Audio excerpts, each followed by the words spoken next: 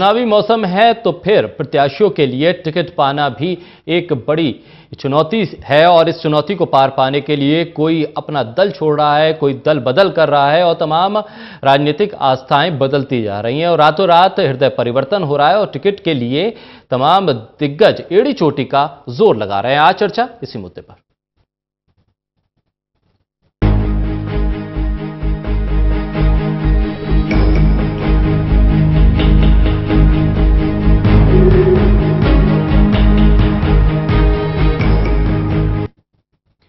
हमारे साथ खास मेहमान आज इस चर्चा में जुड़े हुए हैं। अनिल माहेश्वरी जी वरिष्ठ पत्रकार हैं, हमारे साथ इस चर्चा में हमारे साथ जुड़े हैं। वहीं हमारे साथ वीरेंद्र सोनी जी वरिष्ठ पत्रकार हैं, हमारे साथ इस चर्चा का हिस्सा हैं।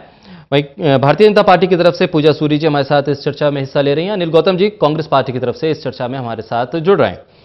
अनिल माहेश्वरी जी, सबसे पहले मैं आपके पास आऊं। चुनावी मौसम में आस्थाएं इतनी तेजी से बदलने लगी हैं कि अब पता नहीं चलता कि रात में जो कांग्रेसी बनकर सोया था सुबह भारतीय जनता पार्टी में जा मिलेगा और जो भारतीय जनता पार्टी में था वो शाम होते होते कांग्रेसी हो जाए। आस्थाएं अगर इस तेजी से बदलती जाएंगी तो जो लोकतंत्र में राजनीतिक दलों की एक विचारधारा की परिभाषा होती थी वो शायद शून्यता की तरफ बढ़ती जा रही है। आपने बिल्कुल सही किया।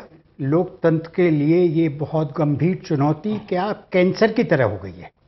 अभी अभी आपके उस पर देखा कि राशिद अल्वी साहब जो इतने पुराने नेता थे, उनके स्पोक्स पर्सन भी रहे, उन्होंने कहा मैं अमरोही से चुनाव नहीं लड़ता।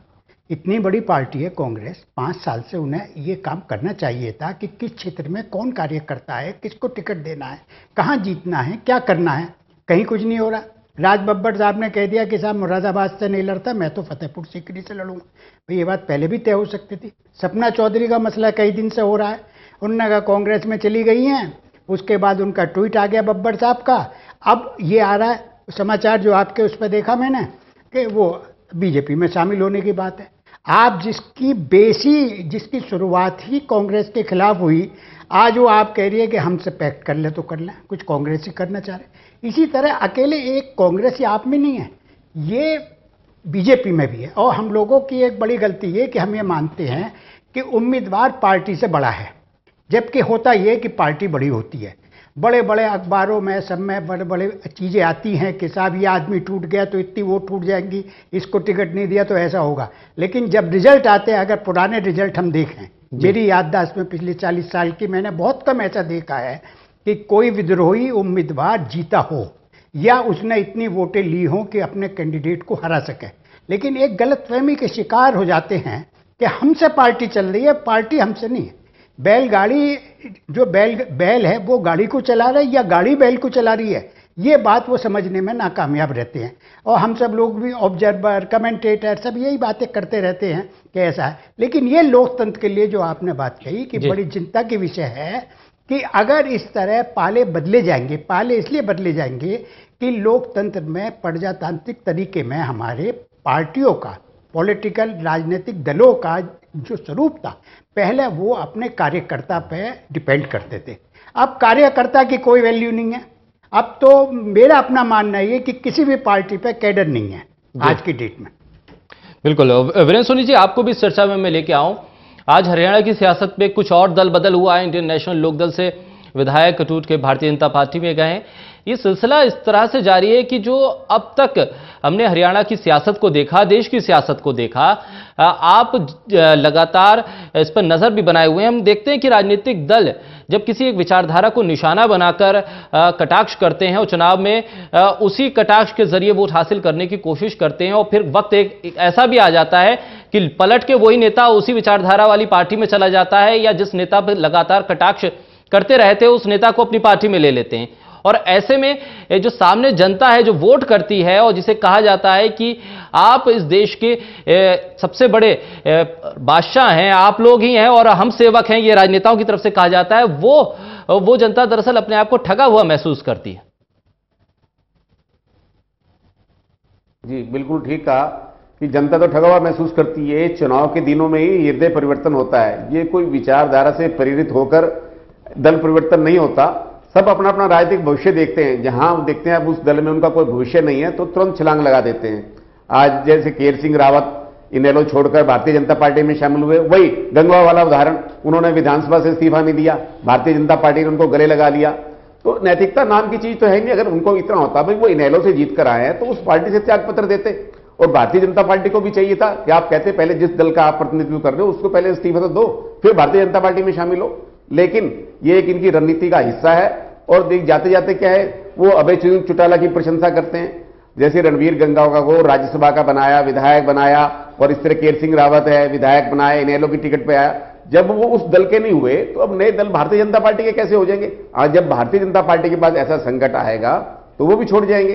वो आए किसी लिए, इनके राजनीतिक स्वार्थ पूर्ति के लिए तो है, कोई विचारधारा से प्रेरित तो है नहीं वो। तो ये जो दल बदल का खेल हुआ है ये आगे चलकर नुकसान देता है, पार्टी संगठन के लिए नुकसान देता है। जो कार्यकर्ता होते हैं उनके मन में टीस उठती रहती है। अब मैंने कल भी बताया था कि पृथला में जब विजय संकल्प रैली के दौरान जो हुआ वो एक भारतीय जनता पार्टी के लिए सबक है। अगर इस तरह की भीड़ आ जाएगी तो कैडर कहीं का नहीं रहेगा।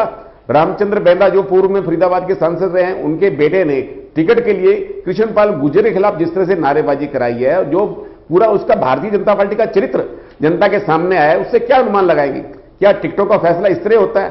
क्या शक्ति प्रदर्शन इस तरह होता है? भारतीय जनता पार्टी एक कैडर बेस्ड और अनुशासित पार्टी मानी जाती है। तो उसमें इस तरह की अगर बात आ जाएगी तो ये सब कैसे हो रहा है? अब जब सभी लोगों को, भीड़ को आप भारतीय जनता पार्टी में शामिल करते जाएंगे, जब तक आप चुनाव नहीं करेंगे कि इस व्यक्ति को हमको लेना है, इसको नहीं लेना, जब तक ये मापदंड तय नहीं होंगे, जो आपकी कसौटी पर खरा नहीं उतरेगा, तो तब तक तो इस तरह का भविष्य हो जाएगा, सब भेड़चाल हो जाएगी। फिर जो कार्यकर्ता है उसके मन में तो पीड़ा रहनी है, क्योंकि जो आएगा आने वाले के सामने तो उसका अपना राजनीतिक भविष्य दिखाई देता है। भारतीय जनता पार्टी में जाकर मुझे टिकट मिल जाएगी या कोई चेयरमैनी मिल जाएगी, ये सब बातें रहती हैं। अब कांग्रेस में इस तरह की स्थिति नहीं है, क्योंकि कांग्रेस इस समय हरियाणा में जरा कमजोर स्थिति में है, इसलिए कम लोग शामिल हो रहे हैं। कांग्रेस में अधिक झुकाव नहीं है, लेकिन कांग्रेस के नेताओं की जो एकता है वो कितनी छदम है ये सब लोगों को मालूम है। वो चाहे बस में चले जाए, चाहे हवाई जहाज में चले जाए, लेकिन राज्य की जनता को तो उन पर विश्वास होने ही नहीं वाला। क्योंकि जिन उपचुनाव में मतगणना से आधा घंटा पहले कह रहे थे हम जीतेंगे जी, 30,000 वोटों से जीतेंगे, जब परिणाम आ गया तो ये भीतरघात आ गई। यही लोग बाद में भीतरघात का आरोप लगा देंगे, एक दूसरे की टांग खींचने लगेंगे।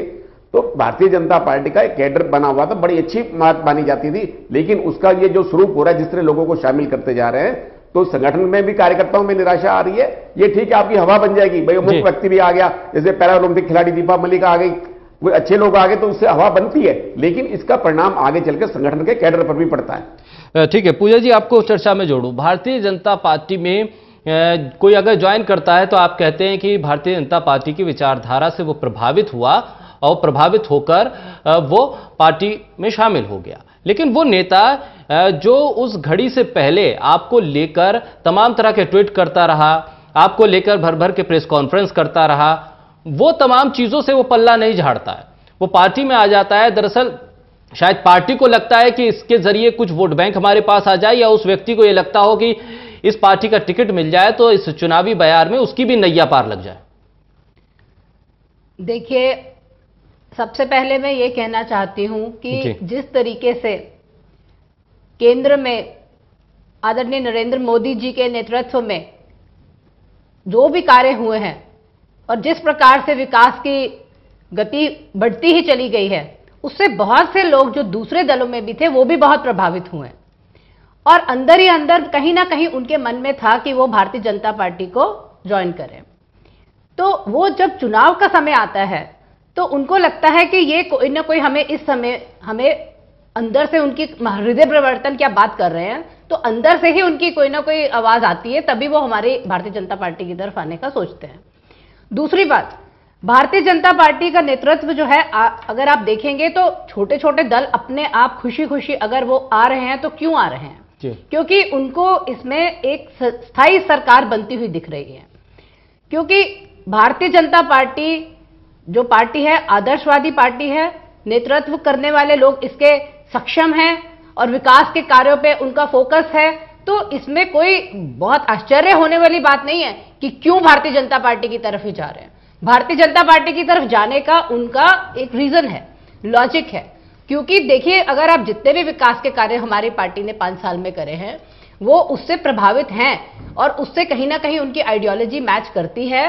चाहे वो उस समय विपक्ष में बैठ के उन्होंने 2 बातें उसके खिलाफ बोली भी होंगी, लेकिन अगर अंदर से कहीं ना कहीं उनको भी मालूम है कि सच्चाई क्या है और उसी के आधार पर ही वो भारतीय जनता पार्टी में अपनी मर्जी से खुशी खुशी अगर हमारी पार्टी में कोई आना चाहता है तो हम उसका स्वागत करेंगे और क्यों नहीं करेंगे?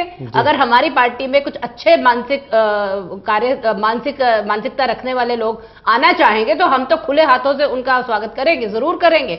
इसमें कोई बुरा मानने वाली बात नहीं है, या हम उनको जाके किसी को नहीं बोल रहे। अगर वो अपनी मर्जी से कोई आना चाहता है तो उसका बहुत बहुत स्वागत है। सुब्रमण्यम स्वामी को क्या कहेंगे? वो तो पार्टी के भीतर हैं, उसके बाद भी उनको आपकी पार्टी की नीतियां पसंद नहीं आती। वो अपने आगे चौकीदार शब्द नहीं लगाते, कहते मैं तो ब्राह्मण हूं, मैं तो चौकीदार को आदेश दूंगा, जो मैं आदेश दूंगा वो चौकीदार करेगा।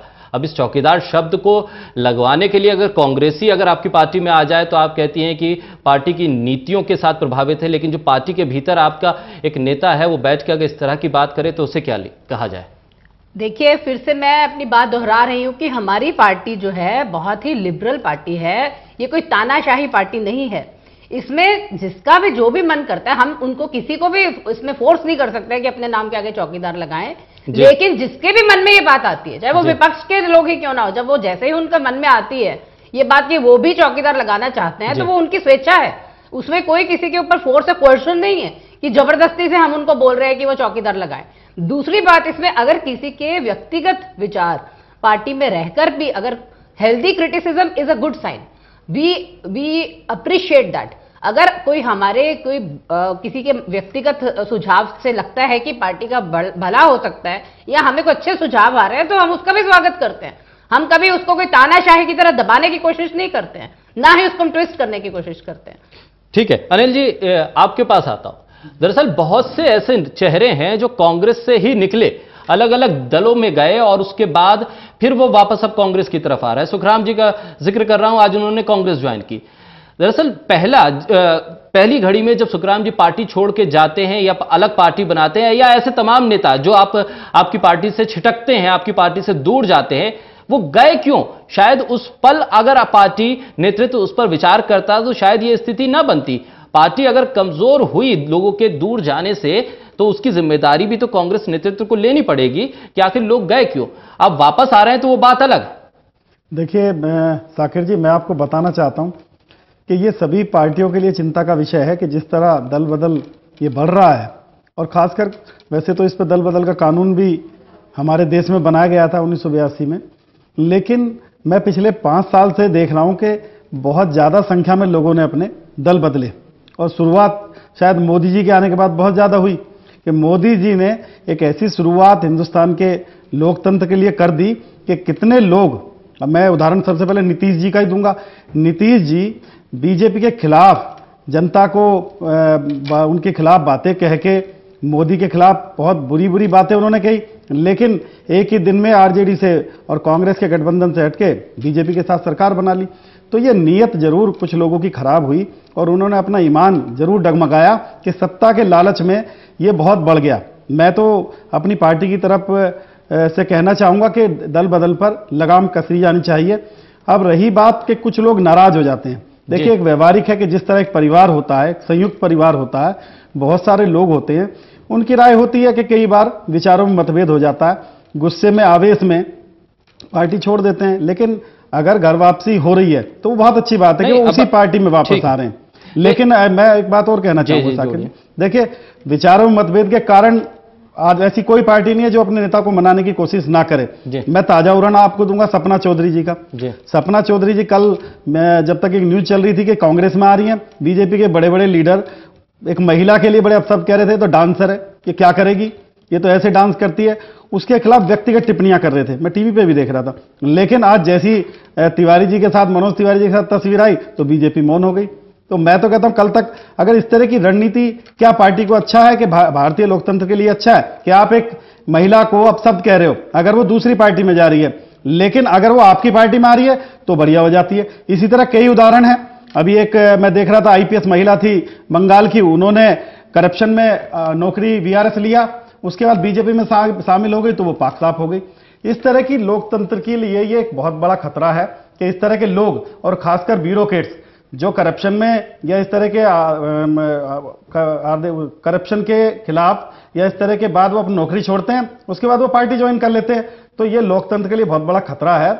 और बीजेपी, आज बीजेपी बेशक खुश हो कि उनके यहाँ पार्टी के लोग आ रहे हैं, लेकिन ये लोग, मैं जानता हूं कि ये लोग जो है इलेक्शन के टाइम आ रहे हैं, ये अपने मतलब सिद्ध करने के लिए आ रहे हैं, ये इलेक्शन लड़ने के लिए आ रहे हैं। चाहे गौतम गंभीर जी हो, कल परसों गौतम गंभीर जी आए, गौतम गंभीर जी कहते हैं कि मैं मोदी जी से इंप्रेस हूं। मोदी जी से वो पिछले 5 साल में इंप्रेस नहीं हुए, लेकिन जस्ट इलेक्शन से पहले इंप्रेस हो गए, क्योंकि वो नई दिल्ली से इलेक्शन लड़ना चाहते हैं। तो इस तरह का लोकतंत्र के लिए, किसी भी पार्टी के लिए खतरनाक है। आज बीजेपी सत्ता में है, आज बीजेपी में सत्ता में होने के कारण लोग उनकी तरफ भाग रहे हैं, लेकिन ये समय बदलता है। बीजेपी से अभी आप देखिएगा, इलेक्शन में 23 मई और भाजपा गई, उसके जाने के बाद सब बीजेपी छोड़ के दूसरी पार्टियों में भागेंगे। ये एक सत्ता का लालच है और उस तरह के लोग उसके लिए आगे पीछे भाग रहे हैं। लेकिन बीजेपी के लिए ये बहुत इलेक्शन भारी पड़ेगा, क्योंकि लोग पूरे देश में, लोग किसान हो, जवान हो। अब आप देखिए, मैं चौकीदार हूं, मैं चौकीदार हूं, लेकिन पुलवामा में शहीद हुए लोग बाग, किसी ने ये नहीं लिखा बीजेपी के ने कि मैं भी सिपाही हूं, मैं भी एक सैनिक हूं, लेकिन मैं चौकीदार हूं। आप ये एक जोक, मैं तो जोक पढ़ता हूं, इसे जोक के तौर पे लेता हूं, मैं चौकीदार हूं। अरे मैंने आपको प्रधानमंत्री चुना, आप बात तो करते थे अमेरिका और जापान बनाएंगे, आपने चौकीदार बना दिया। आपने तो नेपाल से और दुश्मनी मोल ले ली।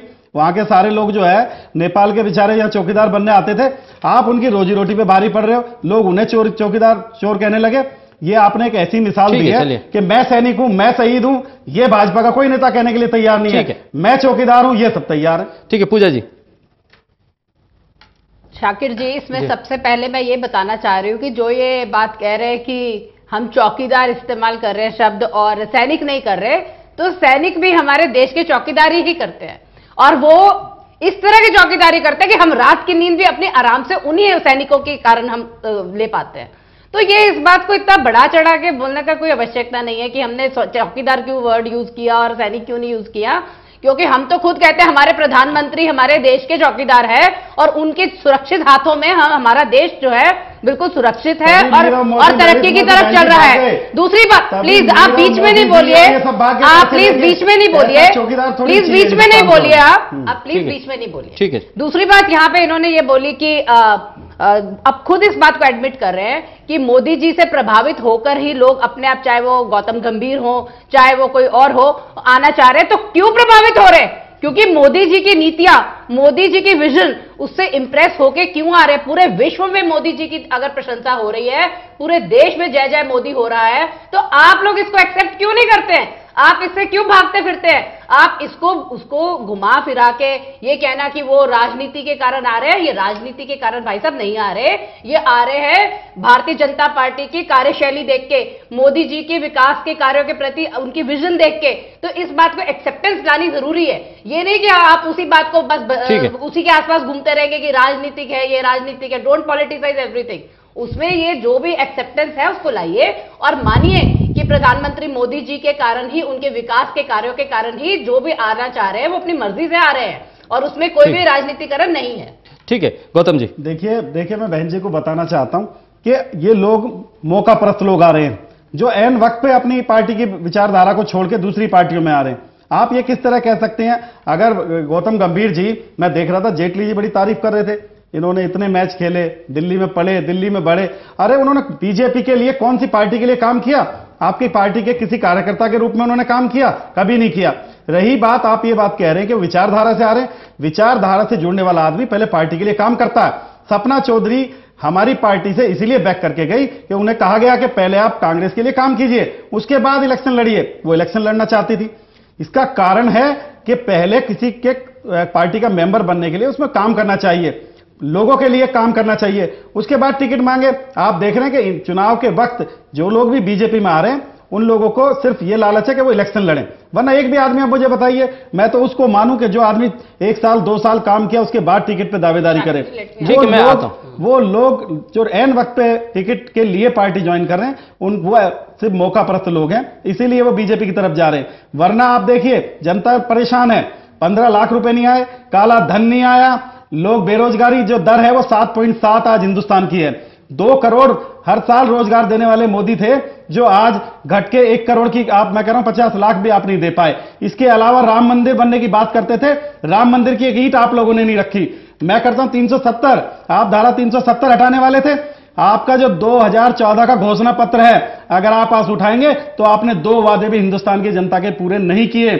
आप दल बदल कानून की धज्जियां उड़ा के आप लोगों ने रख दी। आप जो एमएलए या विधायक किसी पार्टी के थे, अगले दिन वो पार्टी बदल रहे हैं। लालच, उन्हें मंत्री बनाया जाता है। ठीक है। ताजा उदाहरण गोवा का है। गोवा में आप बहुमत में नहीं थे, अल्पमत में थे, लेकिन अमित शाह जी और गडकरी जी वहां गए और दूसरी पार्टी के एमएलए को तोड़ के एक नई सरकार बना दी। ठीक है। वो सरकार सिर्फ दूसरे लोगों की पार्टियां या लालच देके बनाई गई है। लोकतंत्र के लिए यह बहुत बुरा है और आप लोग इसका सामना करेंगे आने वाले वक्त में। ठीक है, पूजा जी रिस्पॉन्ड कीजिए, उसके बाद अनिल जी के पास जाना है मुझे। मैं कांग्रेस के यहाँ पे अनिल जी को बताना चाहती हूँ कि किस तरह की सोच है इनकी। मैं हैरान हो रही हूँ। कह रहे हैं कि गौतम गंभीर जी ने बीजेपी के लिए कोई कार्य नहीं किया और इसलिए बीजेपी में क्यों आए हैं। अरे बीजेपी के लिए कार्य क्यों करेंगे? वो देश के लिए खेलते हैं, वो इंडिया के लिए खेलते हैं। आप बीच में प्लीज नहीं बोलिए, अब आप बीच में नहीं बोलिए। आपने बोला बीजेपी के लिए, प्लीज आप सुनिए, दोबारा सुनिए। तो मैं ये कह रही हूँ कि वो देश के लिए खेलते हैं और देश के लिए उन्होंने देश का नाम रोशन किया है। He is an asset in himself. How can you से कि वो बीजेपी के लिए उन्होंने कोई काम नहीं किया? और अगर वो अपनी मर्जी से प्रधानमंत्री नरेंद्र मोदी जी से प्रभावित होकर उनके कार्य करने के तरीके से प्रभावित होकर पार्टी में आना चाहते हैं तो हम उनका जरूर स्वागत करेंगे। क्यों नहीं करेंगे? उसमें क्या तकलीफ है? बाकी बात एक मिनट बोलने दीजिए प्लीज। आप शाकिर जी प्लीज बोलिए। ठीक है, आप अपनी बात रखिए, बीच में नहीं बोलिए। ठीक है। दूसरी बात, सपना चौधरी जी की बात कर रहे हैं तो सपना चौधरी जी ने कल प्रेस कॉन्फ्रेंस करके बताया कि किस तरीके से उनको झूठ में फंसाया जा रहा है। वो कहती है मेरी सारी फोटो जितनी प्रियंका गांधी के साथ उन्होंने हवा में लहराती हुई दिखाई है या ट्वीट की है वो मेरी फोटो है ही नहीं, वो पुरानी फोटो है। और दूसरी बात, दूसरे बोलने दीजिए यार, बोलने नहीं दे रहे हैं, बीच में बोलते। आप please maintain the decorum. Please maintain the decorum. देखिए प्लीज मेंटेन द डेकोरम। मुझे बोलने दीजिए, आप झूठ आप बोलने दीजिए, आप बीच में नहीं बोलिए। आपके समय में हाथ खड़ा कर रही थी, आप बोलने दीजिए, आप बीच में मत बोलिए। मैं बीच में नहीं बोलिए, बीच में नहीं बोलिए। तो कहने का तात्पर्य ये है कि आप इतना बड़ा झूठ बोल रहे हैं कि आपने उनसे सपना चौधरी से पूछे बिना ही आपने उनको अपने पार्टी में बुला लिया। आप कह रहे पहले तो उनका कहते थे वो राहुल गांधी जी ही थे, बहुत काफी थे झूठ बोलने के लिए। अब प्रियंका गांधी वाड्रा जी भी उसी दौड़ में शामिल हो गए। उन्होंने उसको भी बीच में उसी लाइन पे चल रही है। आप दोनों को बहुत समय दिया मैंने। देखिए आपको तकलीफ होती है, आपसे सहन नहीं हो रहा कि लोग क्यों आपके पार्टी छोड़ के भारतीय जनता पार्टी में विश्वास रखते हैं। तो भाई साहब, भारतीय जनता पार्टी की सरकार स्थायी सरकार है, बाकी आपकी महामिलावटी गठबंधन वाली सरकार। अब समय आ जाएगा कि फेडर डाउन आप दोनों का करवा दिया जाए। अब समय आ जाएगा मेरे पास समय आ जाएगा कि आप दोनों का फेडर डाउन करवा के मैं डिबेट को आगे बढ़ाऊं, क्योंकि इस तरह डिबेट को मैं आगे नहीं बढ़ा सकता।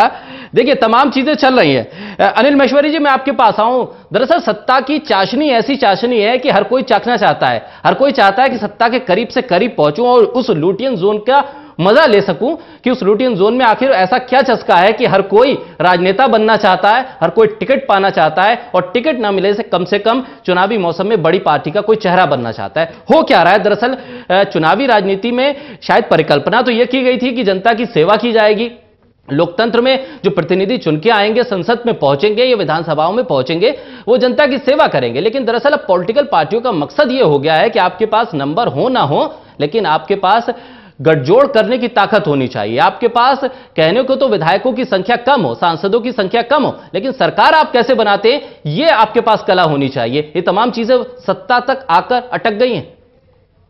देखिए, आपने जो बात कही, इसमें कोई भी दल जी दूध का धुला हुआ नहीं है, बिल्कुल। और हरियाणा को तो खास तौर से श्रेय जाता है। यह हरियाणा इसका जनक है। 67 के अंदर जब राव वीरेंद्र सिंह की सरकार थी जी, गया लाल आया लाल का नाम वहीं से चला। गया लाल आया लाल, ये नाम वहीं से चले। और क्योंकि एक विधायक ने, एक हीरानंद आर्य हरियाणा के विधायक थे, उन्होंने तो एक दिन में 4 बार पार्टी बदली। और आखिर में रात को जब गवर्नर रूल लग गया तो राव वीरेंद्र सिंह ने कहा चलो 25,000 रुपये तो बच गए, वरना इसे 25,000 रुपये और देने थे। तो ये जो विधायकों का चलता रही ये खरीद फरोख्त, उसके बाद में राजीव गांधी ने इस बात को समझा और दल बदल विधेयक लाए जी। उस दल बदल विधेयक से हालत बद से बदतर हो गई। और अब हालत ये है कि ये ऐसा कैंसर है कि जो हमारे प्रजातंत्र को ले डूबेगा जब तक जनता जागरूक नहीं होगी। इस प्रजातंत्र के लिए विधायक पहले भी टूटते थे जी जी, लेकिन विधायक पहले ऐसे टूटते थे कि सन 51 में उत्तर प्रदेश में सोशलिस्टों ने कांग्रेस छोड़ी, उन्होंने विधायक पद से भी इस्तीफा दे दिया। जबकि उनसे प्रधानमंत्री जवाहरलाल नेहरू ने भी ये कहा कि आपको विधायक पद से इस्तीफा देने की जरूरत नहीं है। उन्होंने नहीं, जब हमने पार्टी छोड़ दी तो हम विधायक भी नहीं रहते। इलेक्शन लड़े, सब इलेक्शन हार गए क्योंकि कांग्रेस का जोर था, लेकिन एक परंपरा तो थी। उस परंपरा को हमने धीरे धीरे, उसमें किसी एक पार्टी नहीं, सबका सहयोग है। सब इसमें ऐसे है कि जैसे कोयले की उसमें दलाली में सब काले, सबका सहयोग है। और सब इस विचारधारा को कहना कि हमारी विचारधारा इसलिए है कि मोदी जी ही बीजेपी है, बीजेपी कुछ नहीं है, मोदी जी है। कांग्रेस राहुल गांधी और उनकी जो माता जी हैं, और कुछ नहीं है कांग्रेस में। वर्कर कहाँ जाए, वर्कर के आप पूछ नहीं रहे, वर्कर को आप पूछते नहीं। तो हरियाणा के अंदर जब भजन लाल जी की गवर्नमेंट थी, जीडी तपासे साहब गवर्नर थे, और देवीलाल जी के समर्थकों ने गवर्नर का मुंह इसलिए काला करा था कि लोग दल बदल करके भजन लाल की सरकार बनवा रहे थे। ये सब चीजें हरियाणा में ज्यादा होती रही हैं, लेकिन अब बाकी स्टेटों ने भी इसमें कहा कि हम ही हरियाणा से पीछे क्यों रहेंगे। हरियाणा हमें गेहूं देता है, हरियाणा हमें धान देता है, तो हरियाणा हमें ये भी चीज दे रहा है। भाई जैसा गेहूं का है वैसे धान का है, जैसा अन्न वैसा मन। अब सबका मन ये हो गया, इसलिए कोई जस्टिफाई ये करे कि मैं दूध का धुला हुआ हूं, मेरे यहां से कोई नहीं गया, मेरे यहां से कोई नहीं आया। उसकी परंपरा डाली हम सब ने कि इलेक्शन में आज लास्ट डेट है नॉमिनेशन की, पार्टी एक दिन पहले टिकट डिक्लेयर कर रही है।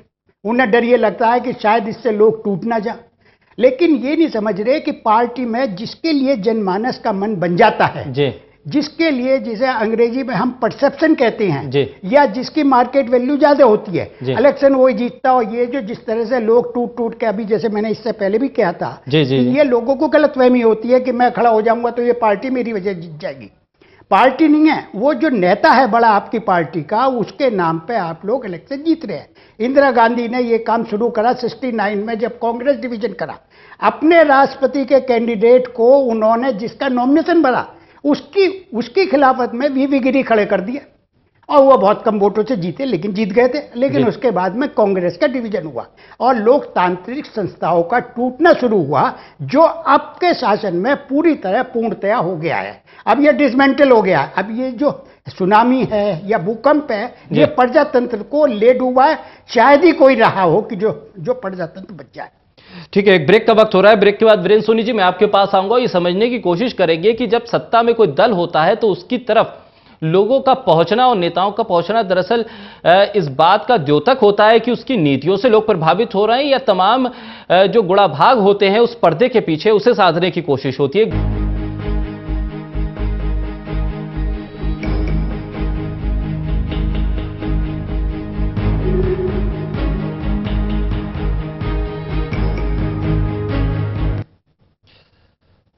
तो चर्चा हम कर रहे हैं चुनावी राजनीति में लोगों के दल बदल से जुड़ी हुई तमाम स्थिति पर नजर है, और ये समझने की कोशिश है कि आखिर ये तमाम चीजें कैसे आ जाती हैं और किस तरह से शुरू हुई। और शुरुआत जिस तरह से अनिल महेश्वरी जी ने बताया पूरी भारतीय राजनीति के इतिहास को खंगालते हुए कि कहां से ये शुरुआत हुई और कहां तक ये पहुंच गई स्थिति। वीरेंद्र सोनी जी आपका रुख करता हूं मैं अब।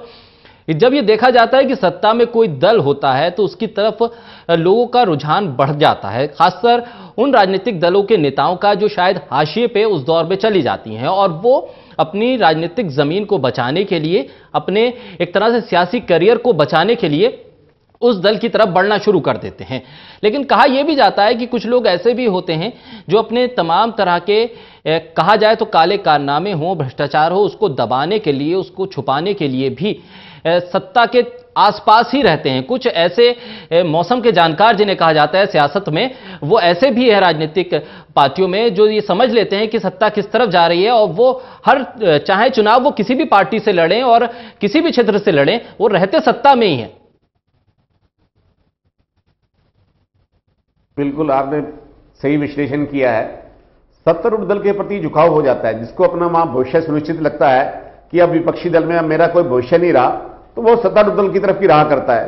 तो ये निश्चित है कि एकदम उसका हृदय परिवर्तन होता नहीं, पहले 2-3 दौर की बातचीत होती है, अलग पर्दे के पीछे बातचीत होती है, एकदम तो सामने आकर एकदम ज्वाइनिंग नहीं हो जाती। पहले बातचीत का सिलसिला चलता है कि उसमें अपनी शर्तें, अपनी भावनाएं रखी जाती हैं, सत्तारूढ़ दल अपनी बात रखता है, तो 2-3 दौर ये चलता है। 2-3 दौर के बाद जब फाइनल हो जाती है बात, तो फिर उनको अपने मुख्यालय में लाकर उनको पटका पहनाया जाता है। ये सबके साथ होता है, ये ऐसा ही एक रीत चली आ रही है। तो इसके अंदर आप ये सोचेंगे कि एकदम वो भारतीय जनता पार्टी के प्रति एकदम उसकी विचारधारा से अगर प्रेरित हो गया। अगर ये जितने भी नेता शामिल हो रहे हैं, आप उनसे पूछिए इस पार्टी की विचारधारा क्या है, इसके संस्थापक कौन कौन रहे हैं, इस दल का क्या इसकी नीति आगे की क्या भविष्य योजना है, तो उसके बारे में आप इनका रियलिटी चेक करेंगे तो ये बता भी नहीं पाएंगे, ये पदाधिकारियों के नाम भी नहीं बता पाएंगे, क्योंकि उनको इतना अध्ययन होता नहीं। इनका जो सारा जो ध्यान होता है उस पार्टी में जाकर अपनी जड़ें मजबूत बनाने के लिए होता है। और कई लोग अच्छे लोग भी आए और अच्छे लोग आकर वो भारतीय जनता पार्टी में अच्छा स्थान बना गए। ये मेरे सामने अपना एक आंखों देखा उदाहरण है। सुषमा स्वराज जी हरियाणा से 3 बार, करनाल से ही 3 बार संसद का चुनाव हारी, और ये भारतीय जनता पार्टी को गालियां देती थी।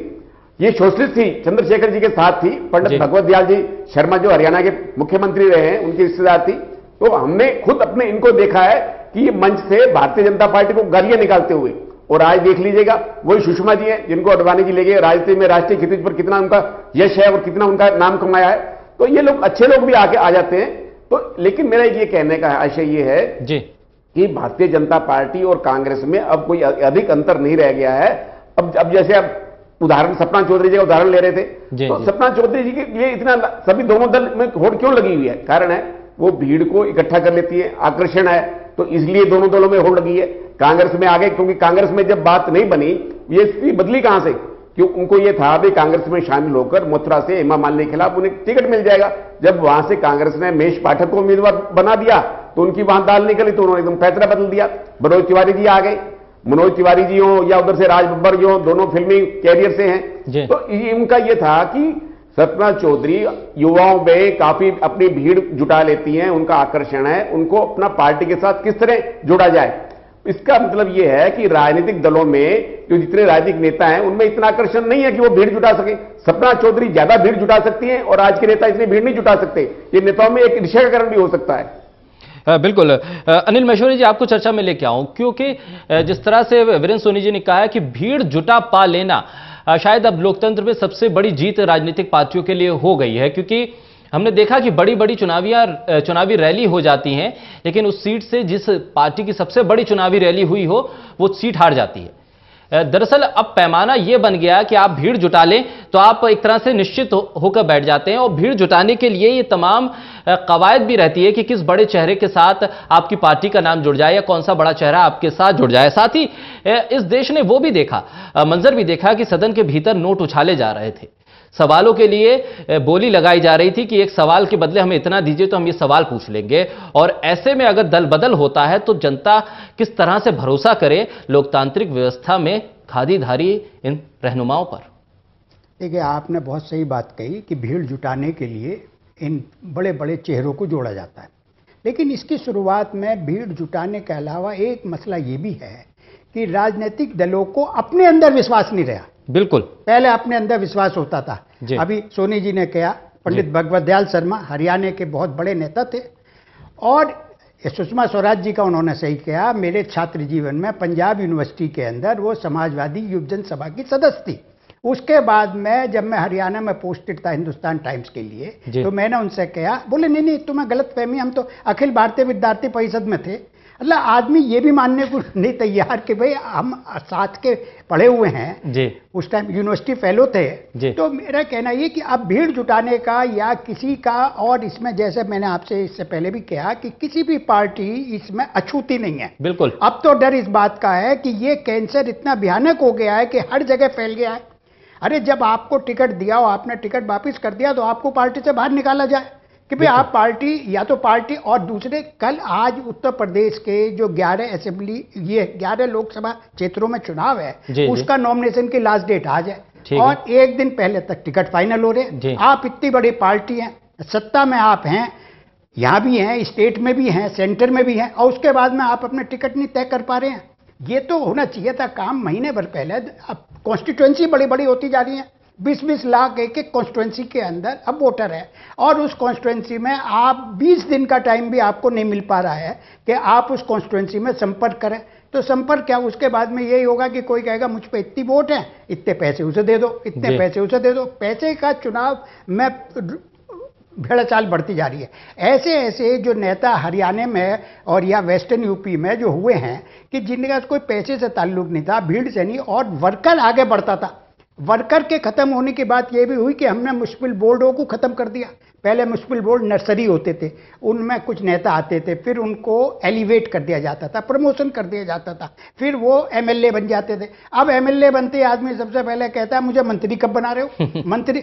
अच्छा, हरियाणा जैसे छोटे प्रदेशों में एक बड़ी खराबी और है, ये मुझसे हरियाणा के मुख्यमंत्री बीडी गुप्ता साहब ने कहा। मैंने कहा साहब छोटी स्टेट है, आपके डेवलपमेंट बहुत होता है, क्योंकि मुख्यमंत्री थानेदार तक को जानता है। बोले ये तो होता है डेवलपमेंट, लेकिन हमारी छोटी स्टेटों में पॉलिटिकल इनस्टेबिलिटी भी बहुत है, क्योंकि हमारे यहाँ 90 का हाउस है, 90 के हाउस में अगर 60 है तो 2/3 है, और 60 में से 16 टूट गए तो माइनॉरिटी में हो गए।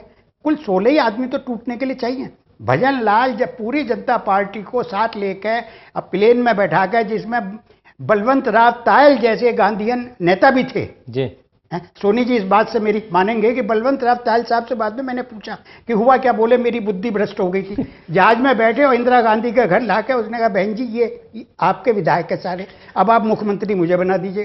कल तक आप जनता पार्टी के मुख्यमंत्री थे, आज आप कांग्रेस के मुख्यमंत्री हो गए। इंदिरा जी ने भी एक्सेप्ट कर लिया।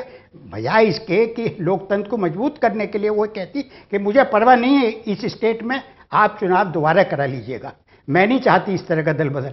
सब ने, हम सब इसमें, हम सब मनसाराम हैं, हम सब चोर हैं, सबकी भूमिका है। कोई ये कहे कि मेरी भूमिका नहीं है, मेरे दल की भूमिका नहीं है, जनता की भी भूमिका है। उसने भी इनको नकारा नहीं है, इनको एक्सेप्ट कर लिया, क्योंकि उसका ये हो गया कि अब पार्टी के लिए वोट नहीं मांगी जाती, इंडिविजुअल व्यक्ति के लिए वोट मांगी जाती है। लोगों ने मन बना लिया कि हमें इस आदमी को वोट करनी है, तो उसकी पार्टी पे जो भी कैंडिडेट खड़ा हो, जो सन 52 तक चलता था कि कांग्रेस के नाम पर कोई खड़ा हो गया जी, कोई ऐरा गहरा, कोई लाके बिरला का एम्प्लॉय बंसल साहब को चरखी दादरी से खड़ा कर दिया गया, वहां डालमिया की फैक्ट्री थी, वो चुनाव जीत गए। और एक बार जब अगली बार थोड़ा थोड़ा लोगों में आया तो वो चुनाव हार गए मनीराम बागड़ी से। तो ये सब चीजें जो है, ये अब मुल्क के लिए सब लोगों को बैठ के सोचना पड़ेगा कि हमें मरना है, हमें क्या चूज करना है, क्या हमें छांटना है, वरना हमारे प्रजातंत्र के तो कफन में आखिरी कीले लग रही हैं। पूजा सूरी जी, बहुत ही चिंताजनक स्थिति है और इन तमाम जो विश्लेषण हमारे दोनों वरिष्ठ पत्रकार कर रहे हैं, उससे तो ये लग रहा है कि राजनीतिक हास्य की तरफ हम लोग पहुंच चुके हैं, पहुंचने वाले नहीं है बल्कि पहुंच चुके हैं। लेकिन फिर भी अब लोकतंत्र का ये बड़ा पर्व है, तो सवाल एक लाजमी बनता है कि दिल्ली की 7 सीटों पर अभी तक मंथन जारी है, कब ऐलान होगा? क्योंकि जनता भी तो आखिर देखेगी वो चेहरा कौन सा है जिसको आप लोग लेके आए। वही बात कि अगर कुछ दिन पहले आप उसे चुनावी मैदान में उतारेंगे तो जनता सवाल कैसे करेगी या जानेगी कैसे कि आखिर ये व्यक्ति है कौन? महज मैनिफेस्टो रह जाएगा या फिर बड़े चेहरे सामने रहेंगे, उनके नाम पे वोट पड़ जाएगा?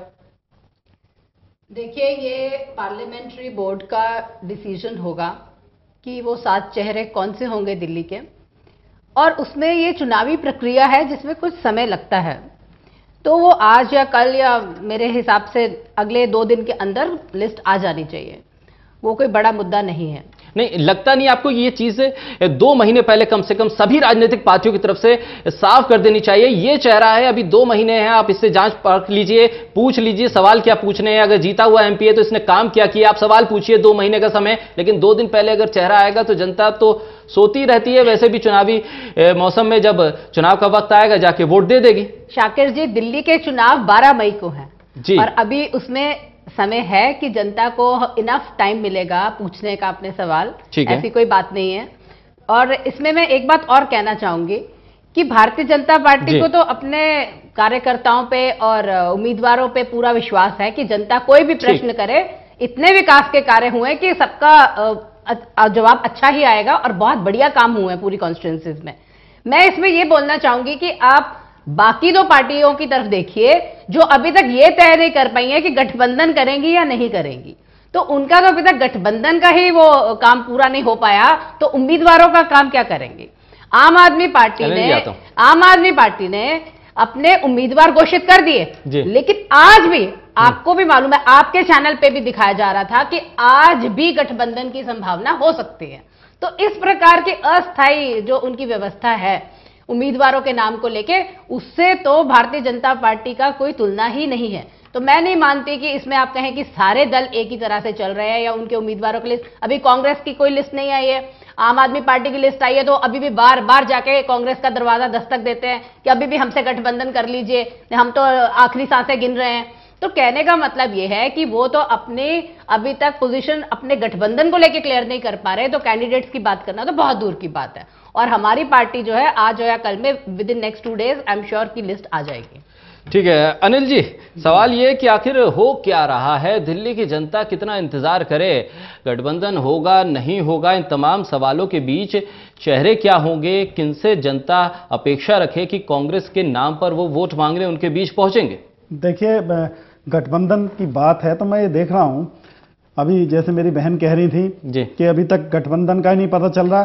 मुझे लगता है आम आदमी पार्टी से ज्यादा चिंता बीजेपी को है कि गठबंधन मतलब ये कि गठबंधन आपका होगा, उसके बाद ये डिसाइड करेंगे कि ऐसा कुछ उनकी परेशानी नहीं पता चल रही है कि इन्हें आप बहन जी आप बोलने दीजिए, फिर मैं बोलूंगा आपको तकलीफ होगी, मुझे बोलने दीजिए। फिर मैं बहन जी आपके बीच बोलूंगा तो आपको बुरा लगेगा। मेरी बात सुन लीजिए, आपके पेट में दर्द क्यों है बहन जी? आपके पेट में दर्द क्यों है? आपके पेट में दर्द हो रहा है? गठबंधन होगा या नहीं होगा, कांग्रेस पार्टी गठबंधन होगा या नहीं होगा, ये तो आप जीतने वाली आम आदमी पार्टी भीख मांग रही थी अपने एमपी, ये तो हादसे की बात हो चुकी है बहन जी, आपके पेट में बन चुका है। आप पेट और आप में बात दर्द कर रहे हैं हमें तकलीफ हो रही है, बीजेपी को बीजेपी डॉक्टर को दिखाओ, जनता हंस रही है कि किस प्रकार से आप गठबंधन कर रहे हैं। देखिए केजरीवाल जी ने जिस तरह की बातें आप कर रही है, मेरी मैंने आपके बीच में नहीं बोला, मेरी बात कहने दीजिए। आप परेशान, अपनी बात मैं नहीं बोला, आप देखिए बीजेपी के पेट में बहुत दर्द है, डॉक्टर को दिखाना चाहिए, फिर बोल रही हैं आप मेरी बात सुन लीजिए। गठबंधन के खिलाफ हमारी पूरी पीसीसी दिल्ली कांग्रेस नहीं चाहती गठबंधन हो, हम बिल्कुल नहीं चाहते। ठीक है, रही बात, आप जानिए कि बीजेपी के 7 प्रेजेंट में सांसद हैं, एक मनोज तिवारी जी भी हैं जो पहले समाजवादी पार्टी से लड़े, इस बार बीजेपी के सांसद भी बने और अध्यक्ष हैं दिल्ली प्रदेश के। आप 7 का रिपोर्ट कार्ड देख लिए दिल्ली में, इनके खिलाफ पूरा जो इनका सर्वे बीजेपी का वो इनके खिलाफ है, और ये 7 टिकट बदलने जा रहे हैं। देखिए आप अपनी बातें कह के दूसरे को नहीं बोलना चाहिए, आपको मैं बोलूंगा तो आपको बड़ा जोर पड़ रहा था। अभी आप दुहाई अरे तो आप अपनी टिकट क्यों नहीं, आप लोकतंत्र में बोलने नहीं दोगे, मुझे बोलने नहीं दोगे।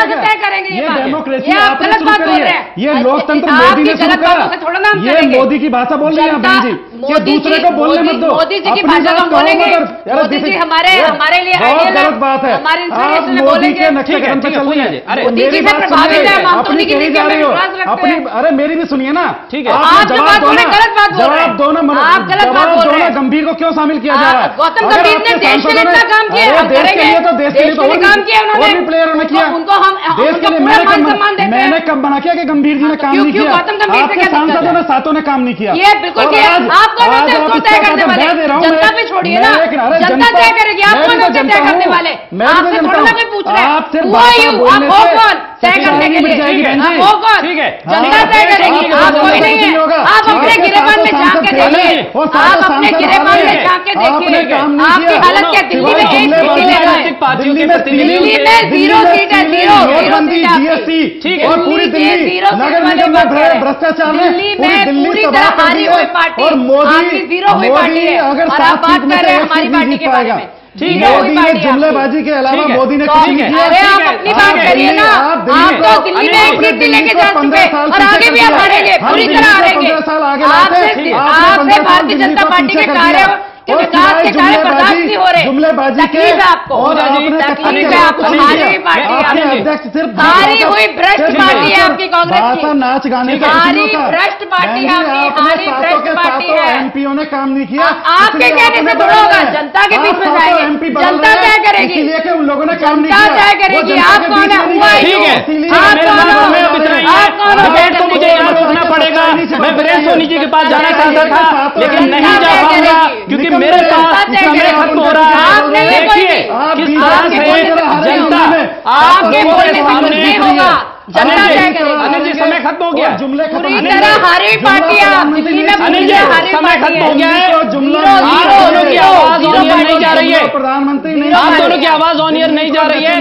ठीक है, अध्यक्ष नहीं, ठीक है। अरे नहीं, अरे नहीं, अनिल जी, पूजा जी, हारी हुई ठीक है। पार्टी अनिल जी, पूजा जी, आपकी शीला दीक्षित जी खुद आपसे नाराज है। हमने शीला 15 दीक्षित साल से विकास पूछिए, किया अजय माकन के हिसाब से नहीं चल रहे। आपने 15 साल भ्रष्ट पीछे कर पार्टी दिया, आपकी, भ्रष्ट पूरे पार्टी है। हिंदुस्तान को आपके आपने 15 अजय साल पीछे माकन कर जी दिया शीला और दीक्षित के अपने बीच में दिल्ली को समन्वय 15 साल बनाइए कर पहले, दिया। फिर पूरे आप बात नगर निगम करिए। में आप किसी भी आपको नागरिक मालूम से ही नहीं पूछ आपकी लें, पार्टी का नगर मुद्दा निगम करके में आई है। आपने